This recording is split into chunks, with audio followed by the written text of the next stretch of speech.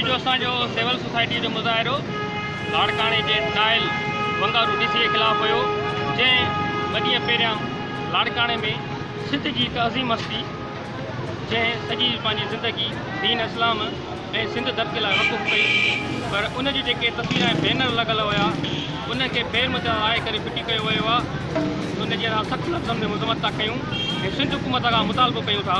त in DC जे ख़िलाफ़ कार्रवाई करे इनखे बरतरफ़ कयो वञे ऐं अवाम में जेको हिन टाइम गुस्से ऐं सोग जी लहर आहे उहा ख़तमु कई वञे, न त ॿी सूरत में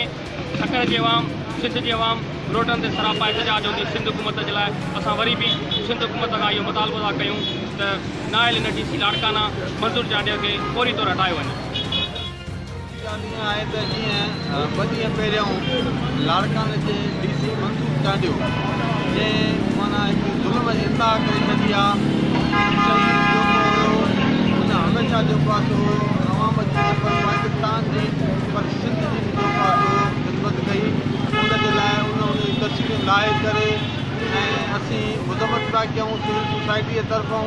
त इहा तमामु जेको आहे सो ऐं उन एतिरे तक जो पाकिस्तान जा मंसूर चांडिया जेको आहे झंडा बि लाथा आहिनि ऐं असीं उनजी बि मुज़मत कयूं था त अगरि सियासी तौर ते हर उनजो हक़ु आहे माण्हू पंहिंजे क़ाइद जूं पंहिंजे पार्टी जूं पंहिंजे फ़िरके जूं तस्वीरूं हणी सघे थो। हुनखे खपे आहे त हू लाड़काने जे